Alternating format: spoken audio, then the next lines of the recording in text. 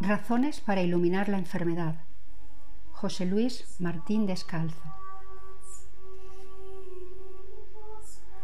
Reflexiones de un enfermo en torno al dolor y la enfermedad. No hace muchos años publicaba Laín Entralbo un pequeño librito con un magnífico título: Mysterium Doloris, el misterio del dolor. Con solo esas dos palabras centraba ya el tema que hoy nos reúne aquí. El dolor es un misterio y hay que acercarse a él como uno se acerca a la zarza ardiente, con los pies descalzos, con respeto y pudor. Nada realmente más grave que acercarse al dolor con sentimentalismos y no digamos con frivolidad. No vamos a resolver un problema, a hacer un juego literario. No tratamos de elaborar unas bonitas teorías que creen aclarar lo que es, por su propia naturaleza, inaclarable. Al dolor hay que acercarse como nos acercaríamos al misterio de las dos naturalezas en Cristo o a los misterios de la vida y de la muerte, de puntillas y sabiendo que, después de muchas palabras, el misterio seguirá estando allí hasta que el mundo acabe. Tendremos que acercarnos con delicadeza, como se acerca un cirujano a una herida, y también con realismo, sin aceptar que unas bellas consideraciones poéticas nos impidan ver su tremenda realidad. Y la primera consideración que yo haría es la de la cantidad de dolor que hay en el mundo. Impresiona constatar que, después de tantos siglos de historia y de ciencia, el hombre apenas ha logrado disminuir en unos pocos centímetros las montañas del dolor.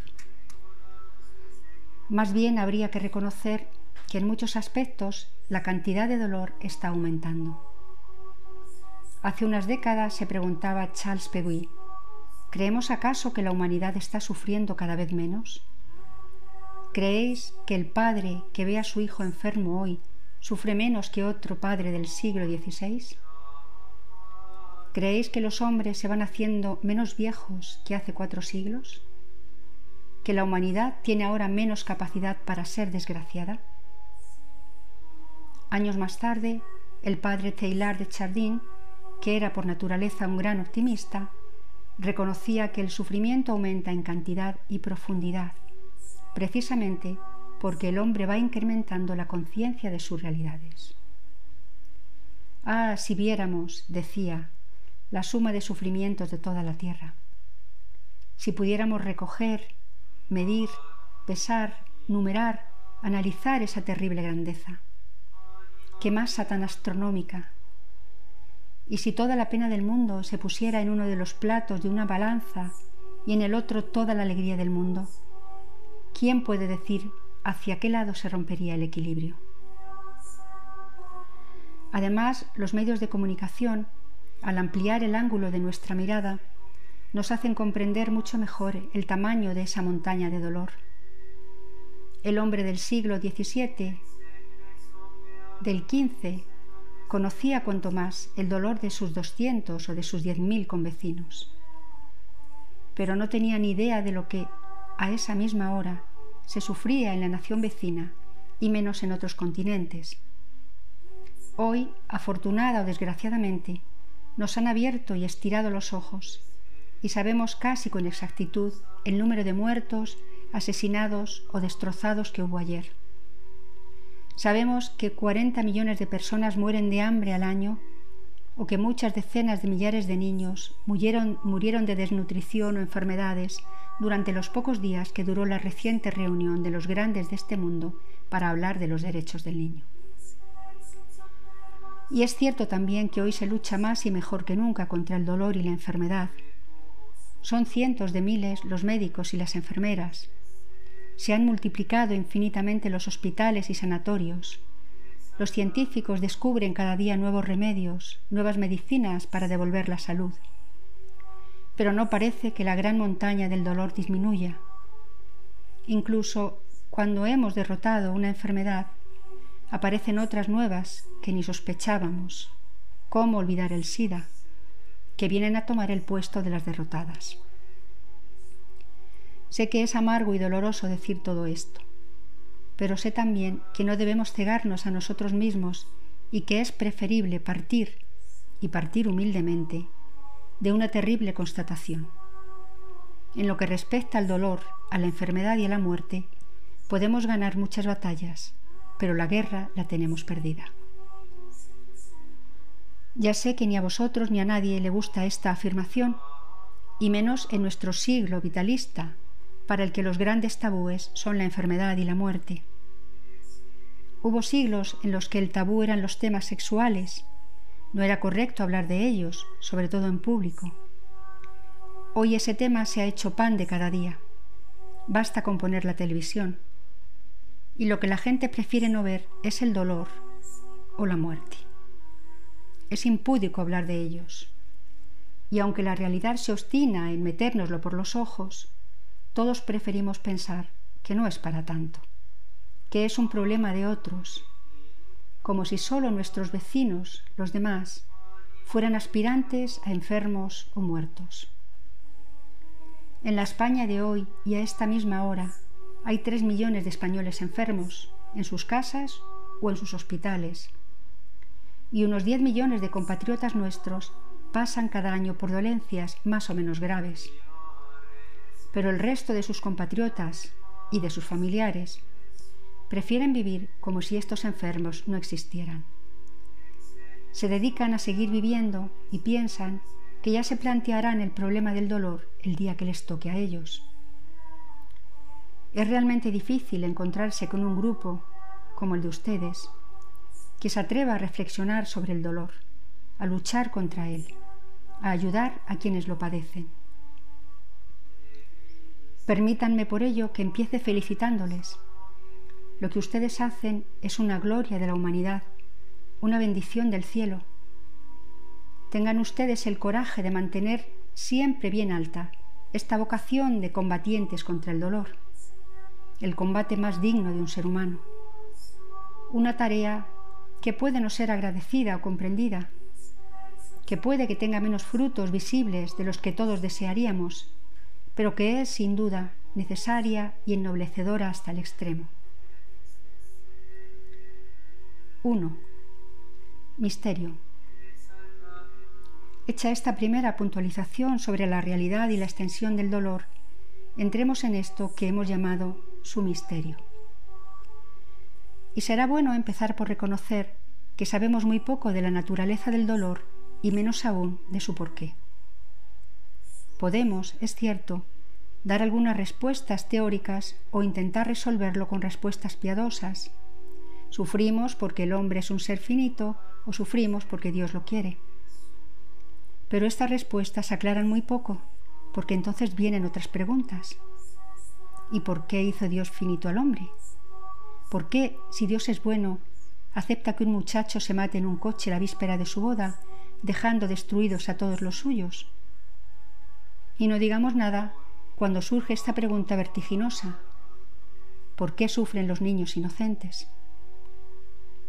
Creo que nosotros, cristianos, debemos ser tremendamente prudentes al intentar responder a estas preguntas que, de hecho, hoy están destrozando el alma de casi media humanidad. ¿Quién puede ignorar que un altísimo porcentaje de crisis de fe se produce precisamente al encontrarse con el topetazo del dolor o de la muerte?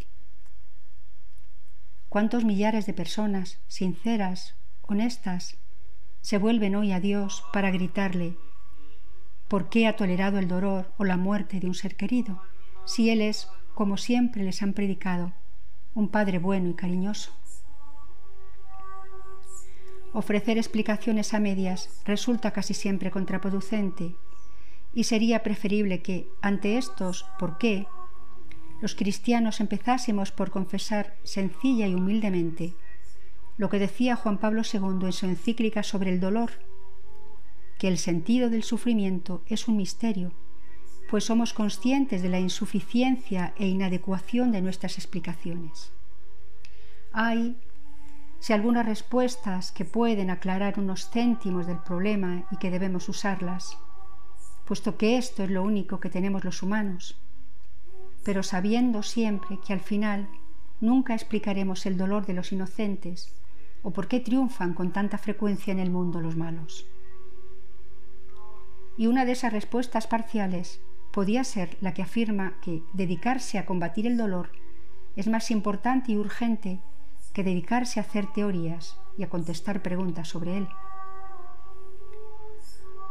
En las vidas de Buda se cuenta la historia de un hombre que fue herido por una flecha envenenada y cuando acudieron a curarle exigió que, antes, le respondieran a 3 preguntas: quién la disparó, qué clase de flecha era y qué tipo de veneno se había puesto en su punta. Por supuesto que el hombre se murió antes de que nadie pudiera responder a sus preguntas. Por eso comenta Buda que si insistimos en entender el dolor antes de aceptar su terapia, entonces las infinitas enfermedades que padecemos acabarán con nosotros antes de que nuestras mentes se sientan satisfechas. Seguramente pensarán ustedes que esas 3 preguntas del cuento de Buda son una pura fábula. A nadie se le ocurre esa triple tontería. Y sin embargo es cierto que el hombre ha gastado más tiempo en preguntarse por qué sufrimos que en combatir el sufrimiento. Por eso, benditos sean los médicos, las enfermeras, cuantos se dedican a curar cuerpos o almas, cuantos luchan por disminuir esa montaña de dolor que hay en nuestro mundo.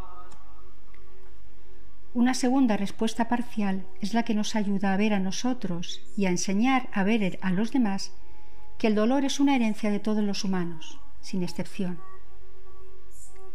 Uno de los grandes peligros del sufrimiento consiste en que empieza convenciéndonos de que nosotros somos los únicos que sufrimos en el mundo, o, en todo caso, los que más sufrimos. Una de las caras más negras del dolor es que tiende a convertirnos en egoístas, que nos incita a mirar solo hacia nosotros. Un simple dolor de muelas nos empuja a creernos la víctima número 1 del mundo. Si en un telediario nos muestran miles de muertos, pensamos en ellos durante 2 minutos. Pero si nos duele el dedo meñique, gastamos las 24 horas del día en autocompadecernos. Salir de uno mismo es muy difícil. Salir de nuestro propio dolor es casi un milagro. Y deberíamos empezar por ese descubrimiento del dolor de los demás para medir y situar el nuestro. Permitidme citaros por segunda y última vez a Buda. En su vida se cuenta la historia de una madre que acudió a él llevándole un niño muerto para que se lo curase. Y oyendo sus gritos, los discípulos de Buda pensaban que esa mujer estaba loca por pedir lo imposible y se reían de ella. Pero Buda pensó que, si no podía resucitar al niño, podía al menos mitigar el dolor de aquella madre ayudándola a entender. Por eso le contestó que, para curar a su hijo, necesitaba unas semillas de mostaza, pero unas semillas muy especiales, unas semillas que se hubieran recogido en una casa en la que en los 3 últimos años no se hubiese sufrido algún gran dolor o padecido la muerte de un familiar.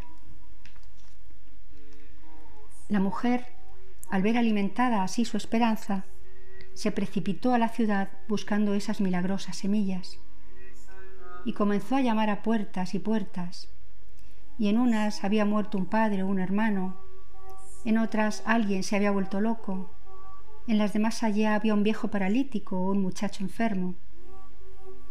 Con lo que cayó la noche y la pobre mujer volvió a Buda con las manos vacías y con el corazón en paz, porque había descubierto que el dolor era algo que compartía con todos los humanos. Naturalmente, esta respuesta no es la del popular refrán «mal de muchos, consuelo de tontos». Es la humilde aceptación de que el hombre, todo hombre, es un ser incompleto y mutilado. Es el descubrimiento de que se puede ser feliz a pesar del dolor, pero es imposible vivir toda una vida sin él. 2. Como hombre. Si me preguntáis cuál ha sido para mí, como enfermo, el mayor descubrimiento, aquel que más me ha tranquilizado como hombre, luego hablaré de lo que me ha tranquilizado como cristiano, ha sido precisamente este sano realismo. Procurar no mitificar mi enfermedad, no volverme contra Dios y contra la vida como si yo fuera una víctima excepcional. Al contrario, desde el primer momento me planteé a mí mismo la obligación de pensar que yo no era un enfermo, un bicho raro, sino un señor que tiene un problema, al mismo tiempo que todos los humanos tienen sus problemas. La humanidad no es más que una sombra sollozante, ha escrito un poeta, y efectivamente, cuando vas conociendo a los hombres, descubres que todos son mutilados de algo. Así pensé que a mí me faltaban los riñones o el estómago o me sobraba un cáncer, pero que a los demás o les faltaba un brazo o no tenían trabajo o tenían un amor no correspondido o un hijo muerto. Que muchos que quisieron ser actores o médicos hoy trabajan en una mísera oficina. Que otros tienen un hijo drogadicto o hubieran querido tener una cultura que no pudieron adquirir. Todos. ¿Qué derecho tenía yo entonces de quejarme de mis carencias como si fueran las únicas del mundo? Sentirme especialmente desgraciado me parecía ingenuo y sobre todo indigno. La tercera gran respuesta que yo daría es la que enseña a ver. 3. Los aspectos positivos de la enfermedad. Y aquí quisiera, antes de nada, prevenirles contra algo que me parece un gran error y que está muy difundido entre personas de buena voluntad, y es la tendencia a ver la enfermedad y el dolor algo objetivamente bueno. Creo, sinceramente, que se ha hecho, en especial entre los cristianos, demasiada retórica sobre la supuesta bondad del dolor. ¿Quién no ha oído descender desde muchos púlpitos melifluas melopeas explicando que Dios envía el dolor a sus preferidos o cantando la dulzura de la enfermedad? Ya sé que esto se hace con mucha buena voluntad y también con mucha mala teología. Pero no creo que quienes sufren de verdad la compartan y temo que a muchos les provoque más a la rebeldía que a la clarificación. Me parece que, al hacer estas afirmaciones, se confunden tres cosas: lo que es el dolor en sí, lo que se puede sacar del dolor y aquello en lo que el dolor puede acabar convirtiéndose con la gracia de Dios. Lo primero es y seguirá siendo horrible. Lo segundo y lo tercero pueden llegar a ser maravillosos. Por eso me encanta el pensamiento de Teilhard de Chardin, que llama abiertamente al dolor oscuro y repugnante, pero que inmediatamente habla de un dolor transformable que puede convertirse en una palanca para levantar al hombre y al mundo. Cristo mismo lo dejó bien claro en su vida. Nunca entonó cánticos al dolor, jamás ofreció florilegios sobre la angustia, no fue hacia el dolor como hacia un paraíso. Al contrario, se dedicó en los demás a combatir el dolor y en sí mismo lo asumió con miedo, entró en él temblando, pidió, mendigó al Padre que se alejara de él y solo lo asumió porque era necesario, porque era la voluntad de su Padre. Y entonces fue cuando acabó convirtiendo el dolor en redención. Por eso es mejor no echarle almíbar piadoso al dolor, pero decir enseguida y sin ningún rodeo que en la mano del hombre está el conseguir que ese dolor sea ruina o parto. Que el hombre no puede impedir su dolor, pero sí puede conseguir que no lo aniquile e incluso lograr que ese dolor lo levante en vilo. Y en ese sentido yo estaría plenamente de acuerdo con aquellos que estiman que en lo humano y mucho más en lo sobrenatural, el dolor puede llegar a ser uno de los grandes motores del hombre. Un buen número de pensadores lo ha repetido. Permitidme recordar a Alfredo de Musset, que aseguraba que nada nos hace tan grandes como un gran dolor, o a Fenelon, que escribe que el que no ha sufrido no sabe nada, o al músico Schubert, que piensa que el dolor agudiza la inteligencia y fortifica el alma, o al padre Rivadeneira, para quien el dolor es la trilla que aparta la paja del grano, la lima áspera que quita el orín y limpia el hierro, el crisol que afina y purifica el oro, la librea de los hijos de Dios. O como resumía en su verso bellísimo Luis Rosales, cuando afirmaba que los hombres que no conocen el dolor son como iglesias sin bendecir. Si he de ser sincero, yo nunca imaginé a Dios mandando con gusto dolores a sus hijos solamente para chincharles e incluso para probarles. El dolor es más bien parte de nuestra condición humana, de nuestra naturaleza de criaturas, deuda de nuestra raza de seres atados al tiempo y a la fugacidad. Por eso no hay hombre sin dolor. Y no es tan solo ni centralmente que Dios permita los dolores, es simplemente que Dios respeta esa condición temporal del hombre, lo mismo que respeta que un círculo no pueda ser cuadrado. Solamente en el cielo, gracias a lo sobrenatural, no habrá dolores, como no los hubo gracias también al mismo sobrenatural en el paraíso de Adán y Eva. Pero, perdida por el pecado esa gracia y dejando al hombre a su naturaleza, el dolor pasaba a ser algo simplemente normal en la existencia humana. Lo que Dios nos da es la posibilidad de que ese dolor sea fructífero. Empezó haciéndolo fructífero Él mismo en la cruz, y así creó esa misteriosa fraternidad del dolor de la que nosotros podemos participar. El hombre tiene, pues, en sus manos ese don terrible, esa opción desgarradora de conseguir que su propio dolor y el de sus prójimos se convierta en vinagre o en vino generoso. Y tenemos que reconocer con tristeza que desgraciadamente son muchos más los seres destruidos o disminuidos por el dolor y pulverizados por la amargura que aquellos otros que saben convertirlo en fuerza y alegría. Con lo que el verdadero problema del dolor no es tanto su naturaleza, sino su sentido. Y más importante que aclarar cuánto se sufre, es saber cómo se sufre. Ahí es donde realmente se retrata un ser humano. Como decía Amiel, la manera de sufrir es el más grande testimonio que un alma da de sí misma. Así ocurre que hay supuestos grandes de este mundo que se hunden en cuanto sobreviene la primera tormenta, mientras que pequeñas personas son maravillosas cuando llega la angustia. Un hospital es siempre como una especie de juicio final anticipado. Y si ahora me permitís que vuelva a mi experiencia personal, os diré que yo he comprobado muy bien aquella frase un tanto misteriosa de León Bloy que aseguraba que en el corazón del hombre hay muchas cavidades que desconocemos hasta que viene el dolor a descubrirnoslas.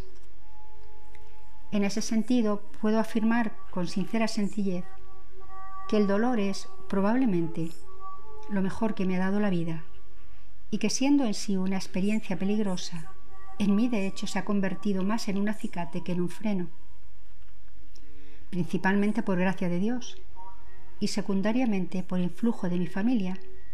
Creo que puedo presumir de ser un hombre positivo, alguien que valora más las caras luminosas de la existencia que las negativas, que tiende casi por instinto a buscar lo que de bien incluso hay en medio del mal.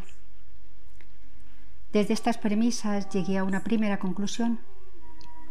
Me interesa más una vida llena que una vida larga.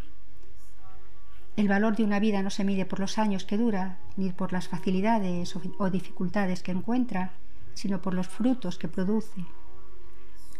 De ahí que, ante la enfermedad, traté de reaccionar a mi estilo, es decir, pensando, pase lo que pase, suceda lo que suceda, a lo que tú no tienes derecho es a desperdiciar tu vida, a rebajarla, a creer que, porque estás enfermo, tienes ya disculpa para no cumplir con tu deber o para amargar a los que te rodean. Más bien has de reaccionar al contrario. Debes considerar la enfermedad como un hándicap, como un reto, como una nueva forma u ocasión para testimoniar tu fe y realizar tu vida. Has de buscar, en consecuencia, todos los modos y maneras para sacar todo lo positivo que haya en la enfermedad y así rentabilizar más tu vida. Esto, lo confieso, no siempre lo he cumplido. Lo verdaderamente grave de la enfermedad es cuando ésta se ve multiplicada por el tiempo, es decir, cuando se alarga y se alarga. Un dolor corto, por intenso que sea, no es difícil de sobrellevar. Lo verdaderamente difícil es cuando ese camino de la cruz dura años y años. Y peor aún si se vive con poca o ninguna esperanza de curación en lo humano. Cuando los años pasan y la enfermedad sigue, hasta las más firmes convicciones se tambalean. Pero, dejadas de lado estas horas negras, yo encontré en mi enfermedad muchas cosas positivas. Empezaré a enumerarlas citando un mejor y más íntimo conocimiento de Dios. Creo haber dicho que, por fortuna y sobre todo por gracia, viví siempre en la fe y en un amor a Dios que era algo normal en mi vida. Dios era realmente mi Padre, Jesús mi amigo y compañero. Pues bien, en la enfermedad he sentido más cercana esa paternidad y ese compañerismo. Solo la gracia de Dios ha podido mantenerme alegre en estos últimos años, y confieso haberla experimentado casi como una mano que me acariciase. Dios no me ha fallado en momento alguno. Sé que no es nada agradable estar en el huerto de los olivos, pero tampoco a mí me han faltado ángeles que me consolasen, como al Señor. Ángeles que a veces expresaban simplemente a través de la paz interior y que en otras ocasiones, muchas, se vestían de la gente que en estos años me ha querido y ayudado tanto. Mis hermanos, mis amigos, tanta gente misteriosa y desconocida han ido sosteniéndome, y yo llamaría milagro al hecho de que en casi todas las horas oscuras siempre llegaba una carta, una llamada telefónica, un encuentro casual en una calle que me ayudaban a recuperar la calma. Tengo que confesar con gozo que nunca me sentí tan querido como en estos años, y subrayo esto porque sé muy bien que muchos otros enfermos no han tenido ni tienen en eso la suerte que yo tengo. La familia, una hermana a tu lado que sufre junto a ti, son regalos que a mí me ha dado la providencia, pero que no todos los enfermos encuentran. De ahí que me veo obligado a detenerme para subrayar que la verdadera enfermedad del mundo es la falta de amor, el egoísmo. Tantos enfermos amargados porque no encontraron una mano comprensiva y amiga.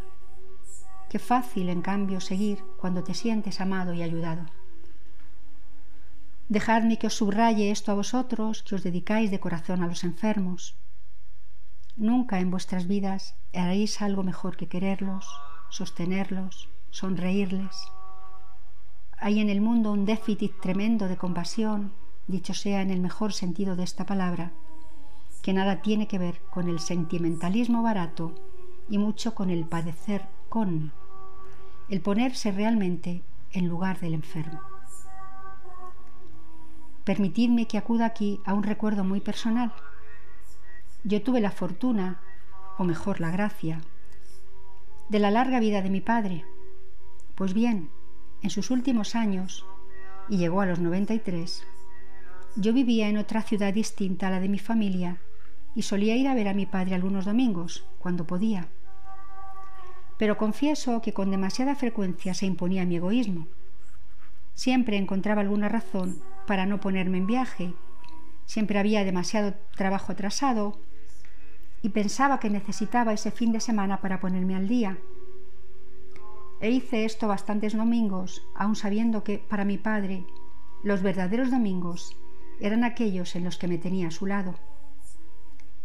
Aquellos eran los domingos del alma, más que los del calendario. Pero esto solo lo entendí cuando mi padre me faltó. Y de nada me he arrepentido tanto como de aquellos domingos robados a mi padre, que afortunadamente tiene ahora domingo todos los días en el cielo. Pero yo le fallé tontamente. Y es terrible que tenga que ser la muerte de los seres queridos la que nos descubra esto, que hay que quererse deprisa, precisamente porque tenemos poco tiempo, porque la vida es corta. Ojalá vosotros, amigos míos, no tengáis nunca que arrepentiros del amor que no habéis dado y que perdisteis. Ojalá nunca os duela haber negado una sonrisa o un gesto de amor, que es, en definitiva, lo mejor que podéis dar a los enfermos y lo que ellos más necesitan. Os decís que, como valor positivo, yo descubrí mejor el amor de Dios y de la gente que me rodea. También redescubrí que tenía que ordenar mi escala de valores. Un hombre se define a sí mismo por el tipo de escala de valores que maneja. Dad a un hombre una escala de valores: dinero, éxito, triunfo social, amor humano, fe, trabajo, amistad, etc. Y pedidle después que ponga en orden estas palabras según el aprecio que tiene de ellas y según el tiempo y esfuerzo que a cada una dedica, y sabréis muy bien qué tipo de hombre tenéis delante. De ahí que un ser humano deba pasarse la vida revisando, reordenando esa escala de sus valores, porque tal vez creemos que tenemos el amor o la fe en primera fila, y un día nos encontramos con que el afán por el trabajo o la obsesión por el confort o el dinero han ido escalando posiciones y están ya en el verdadero centro de nuestro corazón. ¿Y cuánto nos engañamos en esto los hombres? Con cuánta ingenuidad creemos a veces que es la fe lo que nos mueve, cuando realmente es la rutina o el afán de aparentar lo que nos está moviendo. La enfermedad es en esto una gran bendición. Cuando ella te sacude ya no puedes seguirte engañando a ti mismo. Ves con claridad quién eras y quién eres. Yo descubrí a su luz que en mi escala de valores real había un gran barullo y que mi escala en la realidad no siempre coincidía con la que yo tenía en mis propósitos y deseos. Cuántas veces el trabajo se ponía por encima de la amistad. Cuántos más espacios de mi tiempo dediqué al éxito profesional que a ver y charlar pausadamente con los míos. La enfermedad tuvo para mí ese valor: redescubrirme el valor de la amistad, podarme el escaso valor de las prisas, ayudarme a entender que vale más una cosa bien hecha que 3 hechas a medias, descubrirme el valor de los humildes, alejarme de mucha de esa vida mundana en la que tan tontamente gastamos no pocas de nuestras horas. Aprendí también a aceptarme a mí mismo, a saber que no en poca cosa fracasaría y no pasaría absolutamente nada. Entender incluso que uno no tiene corazón suficiente para responder a tanto amor como los otros nos dan. Todo hombre es un mendigo y yo no lo sabía. Yo creía que daba más de lo que recibía y la enfermedad me descubrió que era mucho más lo que otros me daban que todo lo que yo jamás podría dar. Entre estos descubrimientos estuvo el de los médicos, las enfermeras y otros enfermos. Yo era un hombre que hasta hace algunos años apenas había tenido contactos con el mundo vivo de los hospitales y tenía de sus habitantes ese barato concepto por el que con tanta frecuencia acostumbramos a medir a los seres más por sus defectos que por sus virtudes. Es tan fácil medir a un médico por sus errores. Es tan sencillo y frecuente valorar a una enfermera por sus horas de cansancio. Es tan habitual medir a los enfermos más por sus quejidos, por lo que tienen de molesto, que por su corazón. La enfermedad, el vivir horas y horas en el hospital, me descubrió qué engañado estaba. Y no seré yo quien, ingenuamente, canonice sin más todo este mundo hospitalario que, sobre todo en sus aspectos más organizativos, deja con demasiada frecuencia tanto que desear. Y quien ignore que por sus pasillos discurren no pocas personas sin vocación y sin la entrega que su tarea requeriría. Pero permítaseme que tampoco sea de esos derrotistas que jamás encuentran esos médicos, esas enfermeras, que son ejemplo de vocación, de sacrificio, de auténtico amor.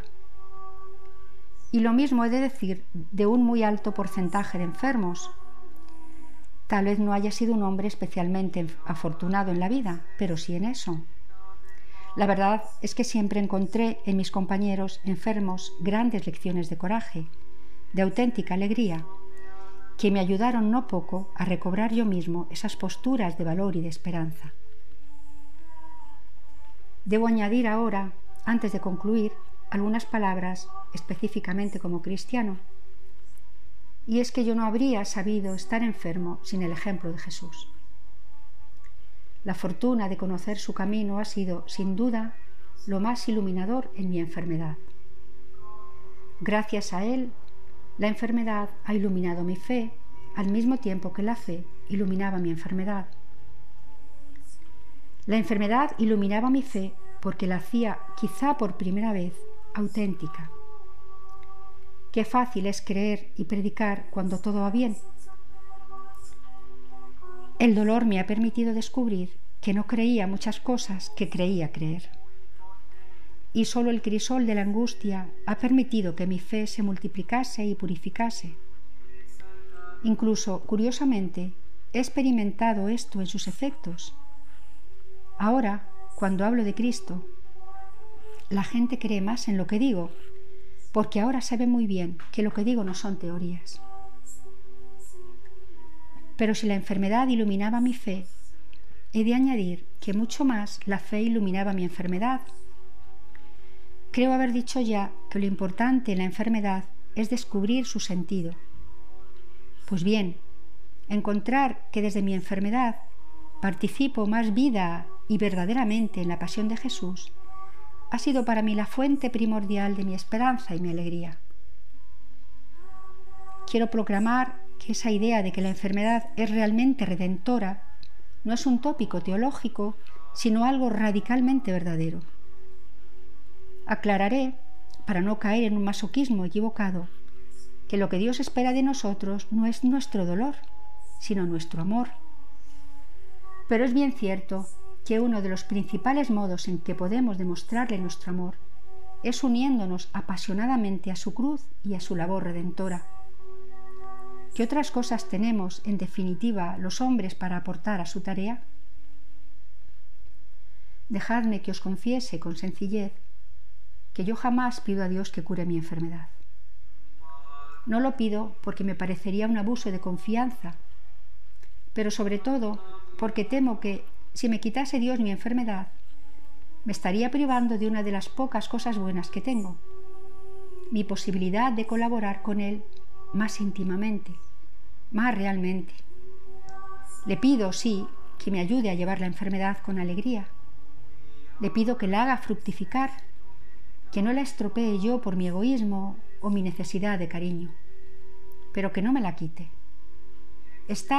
Vivir en el huerto no es ningún placer, pero sí es un regalo, un don, tal vez el único que al final de mi vida pueda yo poner en sus manos de Padre. Fin de la primera parte de Razones para iluminar la enfermedad de José Luis Martín Descalzo. Reflexiones de un enfermo en torno al dolor o la enfermedad.